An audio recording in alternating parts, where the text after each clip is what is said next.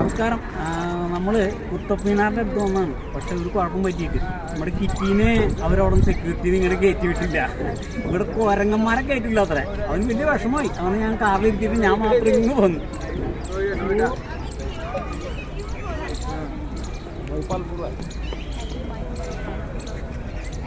Okay, അപ്പോൾ കാണാം കൂടുതൽ കാഴ്ചകളിലേക്ക്.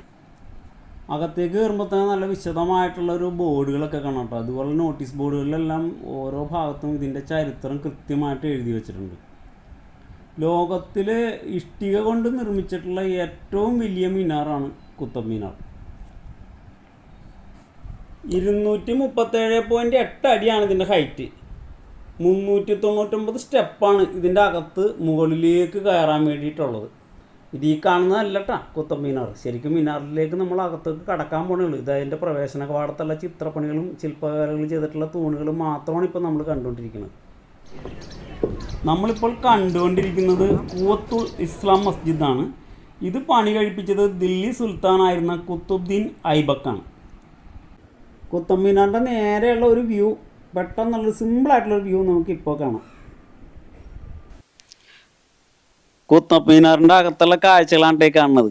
വളരെ മനോഹരമായിട്ടുള്ള തൂണുകളാണ് ഈ കാണുന്നത്.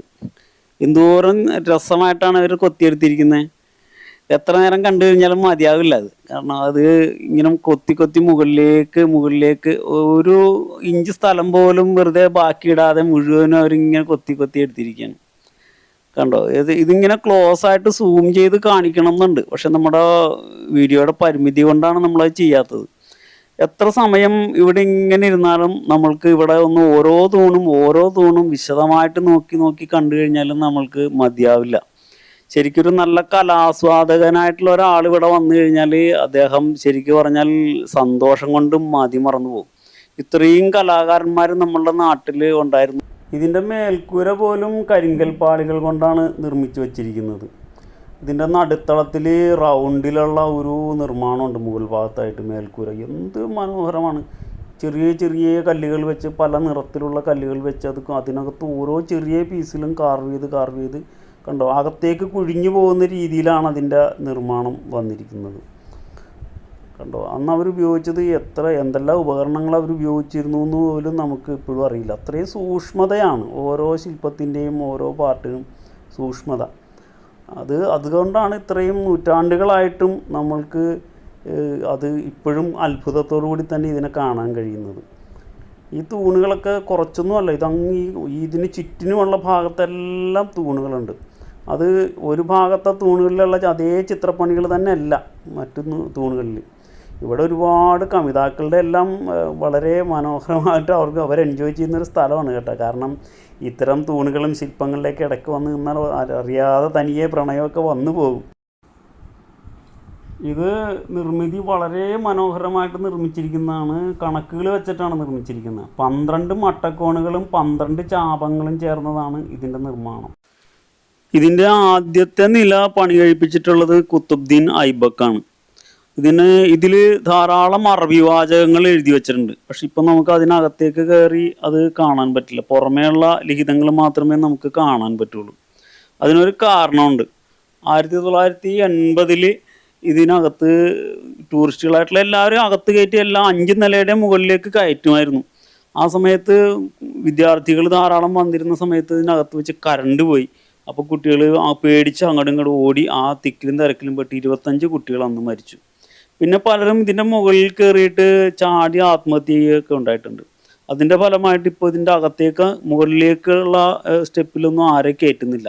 പുറമേ നിന്നുള്ള ഈ കാഴ്ചകൾ മാത്രമേ നമുക്കുള്ളൂ.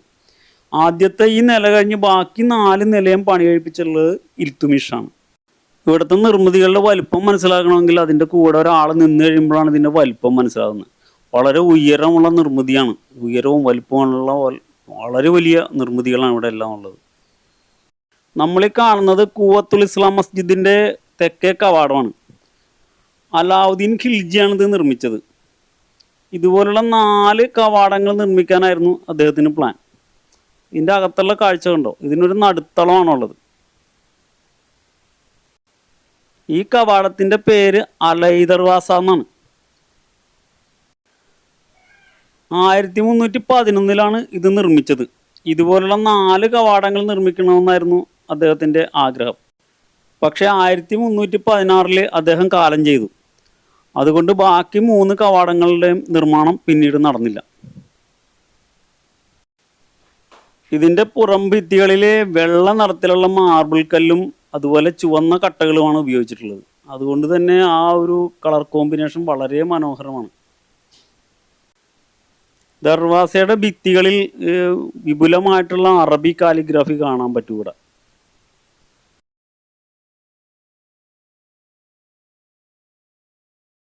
ഇമാം സമീൻ്റെ ഖബറിസ്ഥാനാണ് ഈ കാണുന്നത്. ഇവിടെ നമുക്ക് നോക്കാം. അകത്തേക്ക് പ്രവേശനമില്ല കേട്ടോ. 16-ാം നൂറ്റാണ്ടിൽ ജീവിച്ചിരുന്ന ഇസ്ലാമിക പുരോഹിതനായിരുന്ന മുഹമ്മദ് അലി, അതായത് അദ്ദേഹത്തിനെ തന്നെയാണ് ഇമാം സമീൻ എന്ന് അറിയപ്പെടുന്നത്. അദ്ദേഹത്തിൻ്റെ ഭൗതിക അവശിഷ്ടങ്ങൾ ഉൾക്കൊള്ളുന്നതാണ് ഈ ടോംബ്. നിങ്ങൾ ഈ കാണുന്നത് ലോകത്തിനെ മുഴുവനും വിസ്മയിപ്പിച്ച ഒരു ഇരുമ്പ് തൂണാണ്. 23 അടി ഉയരത്തിൽ കുത്തബ് മീനാറിൻ്റെ സമുച്ചയത്തിലാണ് ഇത് ഉള്ളത്. ചന്ദ്രഗുപ്തൻ രണ്ടാമൻ എന്നുള്ള രാജാവാണ് ഇത് നിർമ്മിച്ചത്. ഒരിക്കലും തുരുമ്പ് പിടിക്കാത്ത ഇരുമ്പാണ് ഇത് നിർമ്മിക്കാൻ ഉപയോഗിച്ചിട്ടുള്ളത്. ഇതിൽ ഗുപ്ത എന്ന് ലേഖനം ചെയ്തിട്ടുണ്ട്. അതുകൂടാതെ ധാരാളം ലേഖനങ്ങൾ ഇതിൽ കൊത്തിവെച്ചിട്ടുണ്ട്. ഇതിൽ ഏറ്റവും കൂടുതൽ ഫോസ്ഫറസ് അടങ്ങിയത് കൊണ്ടാണ് ഇത് തുരുമ്പ് പിടിക്കാത്തതെന്നാണ് സയൻറ്റിസ്റ്റുകളുടെ അനുമാനം. ഡൽഹി ഭരിച്ചിരുന്ന ആദ്യത്തെ ഇസ്ലാമിക ഭരണാധികാരിയായിരുന്നു ഇൽത്തുമിഷ്.